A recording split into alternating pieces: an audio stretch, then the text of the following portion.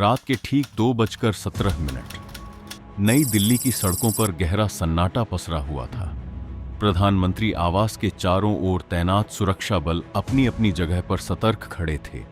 हर camera चालू था, हर sensor जाग रहा था।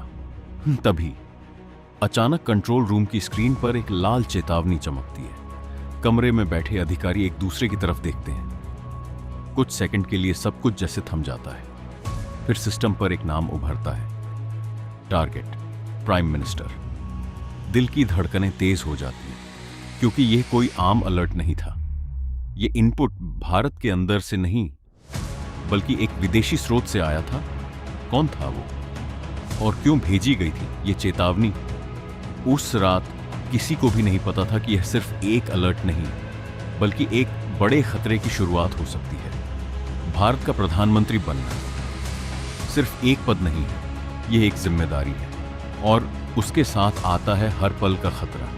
सालों से देश के सर्वोच्च नेता हमेशा कई तरह के खतरों के निशाने पर रहे, कभी सीमा पार से, कभी देश के अंदर से, और यही वजह है कि उनकी सुरक्षा दुनिया की सबसे कड़ी सुरक्षा में गिनी जाती है।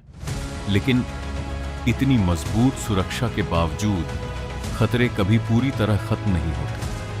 कुछ साल पहले एक बड़ी रैली में अचानक धमाकों की आवाज गूंज उठी थी। लोगों की भीड़ में अफरा तफरी मच गई। हर तरफ धुआं, चीखें और डर। यह कोई सामान्य घटना नहीं थी। जांच में सामने आया कि यह एक सोची समझी साजिश थी।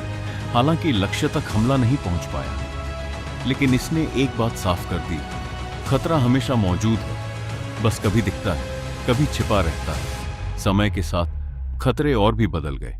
अब हमले सिर्फ बम और बंदूक से नहीं होते।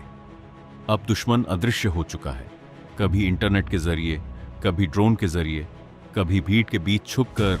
हर दिन हर पल किसी न किसी रूप में खतरा मौजूद रहता है। लेकिन इस कहानी का सबसे रहस्यमयी हिस्सा वह विदेशी इनपुट। दुनिया की राजनीति में देश सिर्फ अपने लिए नहीं लड़ते, कई बार वे एक दूसरे को बचाते भी हैं। खुफिया एजेंसियां सीमा के पार भी काम करती हैं, और जब बात आतंकवाद की हो तो दुश्मन सबका एक ही होता है। कहा जाता है उस रात जो जानकारी आई थी वह इतनी सटीक थी कि सुरक्षा एजेंसियां तुरंत सक्रिय हो गईं।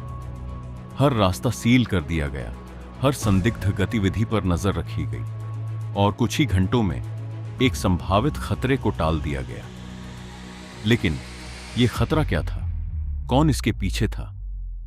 यह सवाल आज भी पूरी तरह साफ नहीं हो पाया। धीरे धीरे इस घटना की खबर बाहर आने लगी, लेकिन आधी अधूरी जानकारी के साथ। और फिर शुरू हुई कहानियां। कुछ लोगों ने कहा यह एक अंतर्राष्ट्रीय साजिश थी, कुछ ने कहा यह सिर्फ एक अफवाह थी, और कुछ ने तो यह तक कह दिया कि एक विदेशी ताकत ने इस खतरे को पहले ही पहचान लिया था।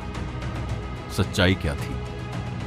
शायद यह कभी पूरी तरह सामने नहीं आएगी, क्योंकि ऐसी कई घटनाएं कभी खबर नहीं बनती, वे फाइलों में बंद रह जाती हैं। आज भी जब देश सो रहा होता है, तब कहीं ना कहीं कुछ लोग जाग रहे होते हैं, हर एक संकेत को पढ़ते हुए, हर एक खतरे को समझते हुए, ताकि एक और सुबह सामान्य लग सके।